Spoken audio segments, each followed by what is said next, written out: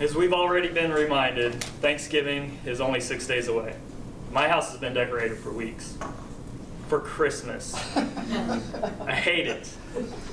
Today when you leave, if you turn on the radio, you'll probably find multiple radio stations already playing Christmas music. I hate them. This weekend when I go get groceries, I'll likely run into some bell ringers. I hate them too. All of this hate has gotten me labeled as a Grinch, which I think is not fair because I hate all holidays. I think the reason I hate holidays is that I don't like being told I have to do certain things just because of the day of the year it is. You know, things like visiting family or being nice to family or talking to family.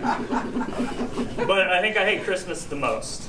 And Christmas has been extra annoying lately because of the battle between the Keep the Christ in Christmas people and the Happy Holidays folks.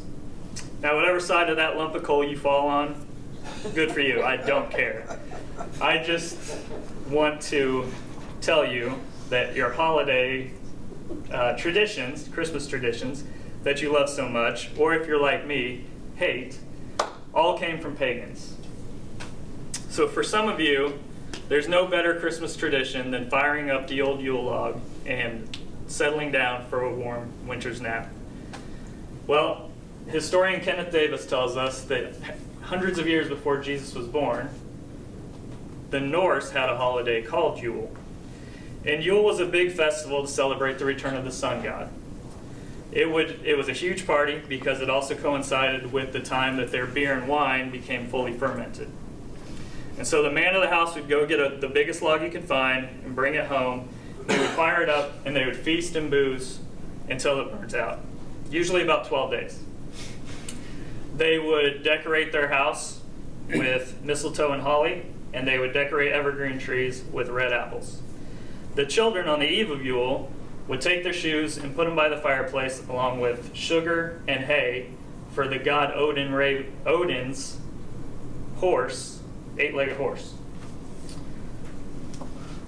I think an 8-legged horse is way better than 8 4-legged reindeer. Davis also tells us that for hundreds of years before Jesus was born, the Romans celebrated a holiday called Saturnalia. Now, Saturnalia was a holiday to honor the god Saturn, their god of agriculture. And it was an even bigger party. It would last from the middle of December through January, and it was noted by cross-dressing, gambling, lots of lewd and lascivious behavior. Schools and businesses would shut down for weeks, and all social norms would be thrown out. Slaves would become masters, peasants would run the city.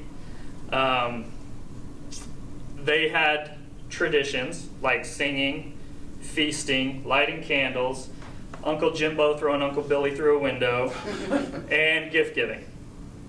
Also, during Saturnalia, on December 25th, there was a special sacred day that the upper class celebrated to honor Mithra, god of the unconquerable sun.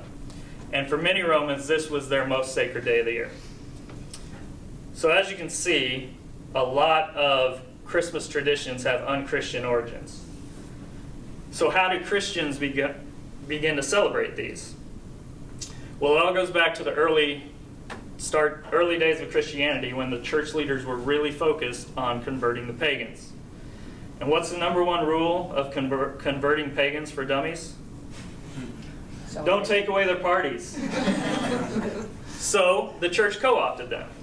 Now, a lot of you may be thinking, man, it's really lucky that all those pagan festivals fell over Jesus' birthday. That's like divine intervention. Actually, that's called playing the long game. See, the church knew they would have to anchor it to something within their religion to get people to start celebrating Christmas rather than pagan holidays. Nobody actually knows when Jesus was born.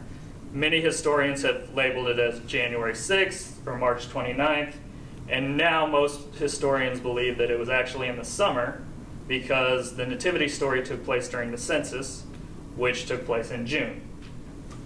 It wasn't until the year 340 that December 25th was named Jesus' official birthday. And that's because the church could then be like, hey, pagans, thanks for celebrating Jesus' birth with us. And pretty soon, or eventually everyone would forget about poor Mithra and Odin's mutant horse. Now, once Christmas finally took hold, Christians hated it. For thousands of years, Christmas was basically Mardi Gras on steroids, where mobs would go to the streets and riot, tomfoolery, and lots of sex. A beggar would be named Lord of the Misrule and would lead the mobs through the streets to the rich people's houses, where they would demand to be served the best food and drink under threat of violence. Christians hated it so much that when the Pilgrims came to the U.S. in the 1600s, they outlawed Christmas in Boston for more than 20 years. And then, after the American Revolution, when the English custom started to fall out of favor, Christmas wasn't celebrated at all. It wasn't until almost 2 centuries later, in the 18th century, when 19th century, when new immigrants came over with a love of Christmas, that it became popular again, and it wasn't until 1870 that it was named a national holiday. So holly, mistletoe, Christmas trees, 12 days of Christmas, gift giving, putting footwear out by the fireplace, boozing, feasting, all of these Christmas traditions that you love came from pagan festivals. And Jesus, he wasn't the reason for the season, he's a summer baby. So, sometime in this holiday season, you're going to find yourself at a Christmas party that you no longer want to be at, that your significant other doesn't want to leave. When that happens, now you're armed with information you can start telling people, and pretty soon they're going to ask you to leave.